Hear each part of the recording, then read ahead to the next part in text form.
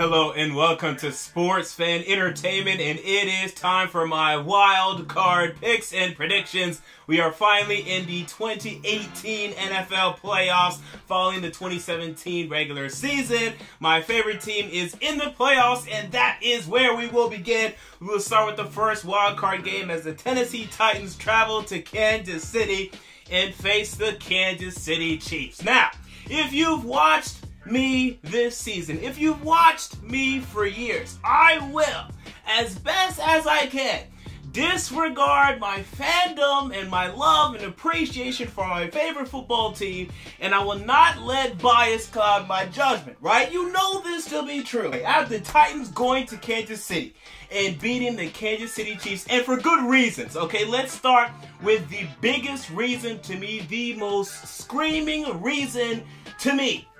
We look at the Kansas City Chiefs football team. A pretty good football team, but not a great football team. And this was a football team that throughout this season had some ups and had some downs, right? Had one huge up as they started the season. What were they? 5-0, 6-0. They started great.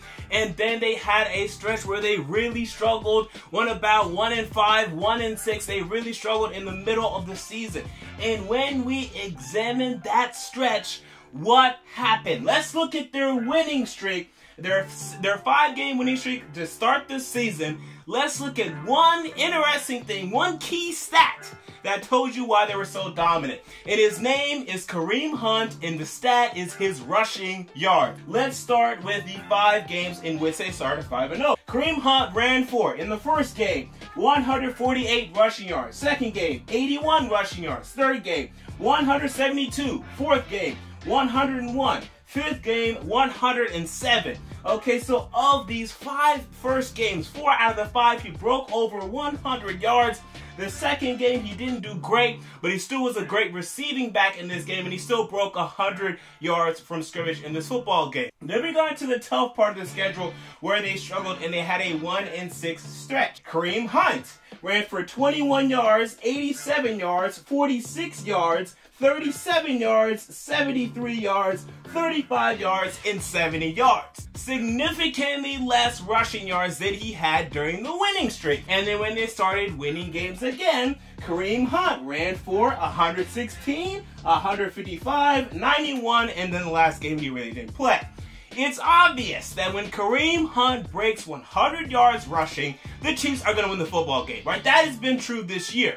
If he fails to break 100 receiving yards, however, there will be a conversation. The game will either be close, as it was in their Week 2 win over the Philadelphia Eagles, or they'll just flat out lose. And then now we have a situation where the Tennessee Titans, despite all their problems this season, they're the 4th best rushing defense in the NFL. And they've only allowed one 100-yard rusher, and it was in Week 16 against Todd Gurley. Everyone else hasn't even broke 80. Leonard Fournette couldn't do it. Le'Veon Bell got 46. They have been able, if anything else, if nothing else, they've been able to slow the opponent's run game. And we see that when the Chiefs have their run game slowed, they have problems. Now, Alex Smith has had a pretty damn good year, but whenever you beg him to throw the football down the field to Tyreek Hill, who's a good weapon, Travis Kelce, who's a good weapon, but also to Albert Wilson and DeAnthony Thomas, they start to have troubles because all you really need is you need a free safety to make sure that Tyreek Hill doesn't go over the top on you.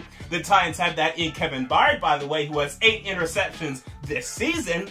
The most interceptions in the NFL. You need a coverage, either linebacker, safety, or corner that can cover Travis Kelce. Now, the Titans don't exactly have this, but last year, okay, the Titans were able to cover Travis Kelce pretty well, and I'll talk about that a little more later. So, I think the Titans have the components to slow down Alex Smith in this passing game if they can initially, and I think they will, slow down Kareem Hunt. It essentially goes down to that. The fact that the Kansas City Chiefs, as a team, they do well when they can run the football, right? They've been playing better lately. Why were they able to have such a dominant win over the LA Chargers? It's because Kareem Hunt ran for over 140 rushing yards. And the Chargers have, I think, the worst rushing defense in the NFL. The Titans have the 4th best in the NFL. They allow 3.6 yards per carry. You can't run on them easily. You have to throw it on them. And then we also add in this factor, that last year in December against a better Kansas City Chiefs team, the Tennessee Titans went to Kansas City. They went to Arrowhead in cold weather in December, and they got it done. A 9-7 Titans team beat a 12-4 Kansas City Chiefs team last year in December. We also consider this fact. The Kansas City Chiefs, are they a great playoff team? No! Andy Reid is 1-3. As Kansas City Chiefs head coach in the playoffs, they've struggled. They had that horrible loss, the horrible comeback loss to the Indianapolis Colts to start their Andy Reid regime. They had the horrible losses to the Patriots, to the Steelers. They've also had those losses as well. Now, the Steelers one wasn't too bad, and even the Patriots one, you could argue that they played decently well. But they're 1-3 regardless. They haven't won a playoff game in Arrowhead since Joe Montana. This is not a great playoff team. We're looking at guys like Andy Reid and Alex Smith that haven't really had great playoff performances. And also add in this factor, the Kansas City Chiefs, they're not that good of a defense overall. They get takeaways, but they have one of the worst rushing defenses in the NFL, while the Titans have one of the best rushing defenses on their end. And the Titans, they can't do anything offensively for the most part, but they're league average, and I'd even argue pretty good at running the football when they're running it with Derrick Henry and Marcus Mariota, and we saw signs of that last week. You can call me biased, you can call me crazy, you can call me this, you can call me that. I got the Titans going to Kansas City and getting the victory. Okay, I was going through this, and you can say I was reaching, looking for things to hold on to and grab onto, but I'm going out on the limb. Because when I was actually sitting down, and I ask you to do this, actually sit down and see how these two teams match up and consider the win the Titans got last year. You can argue the Titans were a better team last year. You can argue. Although I don't really buy much of that. The point differential from last year to this year is only 25 points. They beat better teams last year, but they also lost to worse teams last year than this Titan team has. I think they're about equal, if you ask me. But okay, if you want to make that argument, that's fine. So are the Chiefs. The Chiefs were also a better team last year than they were this year. So we have a situation where we saw these two teams play last year. We saw them play in cold weather where you had to run the football, and the Titans were able to run the football on this Chiefs defense last year. Now the Chiefs run defense even worse. The Titans run defense even better. People, I'm sorry, you call me crazy, call me biased, call me whatever. I got the Titans going to Kansas City and get it done. Now after this game, okay, I'm not picking them to win nothing, okay? I'm picking them to get blown out by the Steelers or the Patriots, and that will be it. But this matchup, I got them winning. So that was a lot of time spent on that one game. Let's move on now. But I had to explain thoroughly because I know everyone's going to call me biased. But I think on Saturday, you might be calling me right.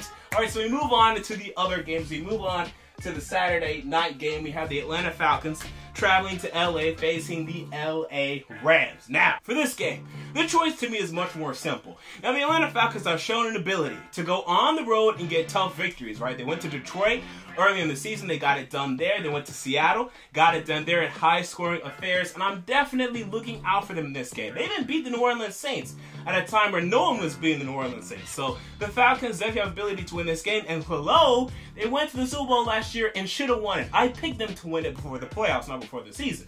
So I thought they were great last year, and I thought they were going to make the playoffs again this year. I have them going 10-6. They went 10-6. I was right on that. I've been right on this football team throughout this season. For this game, though, I just can't pick them to go to LA and win. It's going to be high scoring. It's going to be fun. But right now, Julio Jones and Devontae Freeman, they are banged up. They are suffering from injuries right now, and I just don't have enough confidence in them to be able to put up enough points to outscore Jared Goff, Todd Gurley, and this terrific LA Rams football team. Now, the interesting component, we're going to learn a lot this weekend. How much does playoff experience actually matter? Because the Rams have none. Okay, Sean McVay, yes, he made the playoffs as an offensive coordinator for the Washington Redskins. Come on, he's 31 years old, no real playoff experience there. Jared Goff, none. Todd Gurley, none. All their wide receivers, none. Zero. None of them. Okay, none of them have made anything ever. Robert Woods hasn't. Sammy Watkins hasn't. Cooper Kupp hasn't. Tight ends, no. Offensive lineman, Andrew Whitworth, okay. Nothing offensively. Defensively, Connor Barwin, yeah, he's made a couple. You know, Aaron Donald, no, but he's a great player. So we're going to find out. I'm going to pick them. I think they're a better team. I think they're a damn good team. They really haven't shown many signs of really slowing up other than their visit to Minnesota, which I think is going to be problematic for them in the future, which is why they're trying to avoid Minnesota. Got to pick LA. They're in LA, which, by the way, it's not great because they've been a better road team than a home team. But they're in LA. To me, they're the better team. They've been the better team this entire season, finishing 11-5, but easily could have finished 12-4. Give me the LA Rams to beat the Atlanta Falcons. We move on to the Saturday games. We have the Buffalo Bills traveling to Jacksonville, facing the Jacksonville Jaguars, and I understand why everyone wants to jump off the Jaguars bandwagon, so to speak. I mean, I don't think anyone was picking them to win the Super Bowl, but people are now saying, oh, you see, they lost the last 2 games, gotta jump off their bandwagon. First of all, the Titans own them, and you guys can keep telling me how the Titans are the worst playoff team. Well, then what are the Jaguars? Because they lost to us twice. Okay, so if we're the worst, then how the hell did they lose to us twice? Maybe they're the worst, okay? And hello, we saw the Buffalo Bills here. So come on, enough with that ridiculous talk. Anyway, for these football teams, for the Jaguars, they're fine. To me, they're fine. They're not going to be able to win on the road, to me. That's what I'm saying. Now that the weather is getting colder, they've gone to San Francisco, which is not very cold. But they also went to Tennessee and they struggled. They're struggling on the road late in the season. Welcome to the NFL and the NFL playoffs, in football, in December, and January. This is what it looks like. You know, early in the season, they were able to go to Pittsburgh and win. They were able to have nice victories on the road, but I think you're going to see now things are catching up to them. But we have seen them in December whoop people in Jacksonville. I mean, they didn't face great opponents. They faced the Colts and the Texans and the Bengals, but I saw them whoop those teams, like shut out the Colts. I saw them dominate the Texans at home in Jacksonville to the point to where I got to pick them to win this game. The Buffalo Bills, yes, they swept the Miami Dolphins. That's not a great accomplishment to me. They couldn't really compete against the Patriots. They're not really much of a threat here. Now, they could keep the game close, but the problem is also adding this component. LaShawn McCoy's banged up, right? Buffalo Bills' best offensive player, running back LaShawn McCoy, he may not even play in this game. And without him, man, you just can't pick the Bills to win. To me, I got to pick the Jaguars to win this game at home. Their defense will pull through. And I think it's actually going to be a significant victory. I mean, some people think it's going to be close. I think it's going to be a significant victory by the Jacksonville Jaguars. And then the final game, we have the Carolina Panthers traveling to New Orleans, facing the New Orleans Saints. If anything, we've seen this from these two teams. The Saints own the Panthers. We've seen it, okay? We've seen it twice. We saw early in the season when the Saints started 0-2. Their season looked to be in great jeopardy. And then they traveled to Carolina and they kicked their asses. 34-13. Then we saw, maybe it was 31-13, but either way, it was a significant victory. Then we saw late in the season, in December, we're going at it again, and the Saints dominated the football game against Carolina Panthers. They were up 28-14, ended up winning, I think it was 31 to, maybe it ended up being 31-17 or 31-24, but you left that game saying, okay, this Saints team just has the edge over the Carolina Panthers, and that's it. And I know that the Saints lost last week in Tampa Bay. And I also know a couple weeks ago they lost in Atlanta. We're not in Atlanta, we're not in Tampa Bay, we're in New Orleans. And eventually, you know, the Saints' inability to win on the road will be a problem. But they're not on the road. They're at home, and we know what they can do at home. Next week when they travel to Philadelphia, which is what I have, we'll see what happens there. But for this matchup, for this contest, give me the Saints to win just because we've seen their history now. I think they're going to get it done. I think they're going to beat this Panthers team 3 times this season because the other games just have not been very close. And I have not found a reason to believe that this one's going to be any closer. It probably will be closer, I'll say that. But I definitely cannot say that the Panthers will change the result here and get the victory. So there you go. Those are my wildcard predictions for the 2018 NFL playoffs. What are yours? Comment down below. I want to know. If you enjoyed the video, make sure to like, comment, and most importantly, to subscribe. And until next time, this has been MJ of Sports Fan Entertainment. We'll see what happens. And until next time, I'm out. See you all later.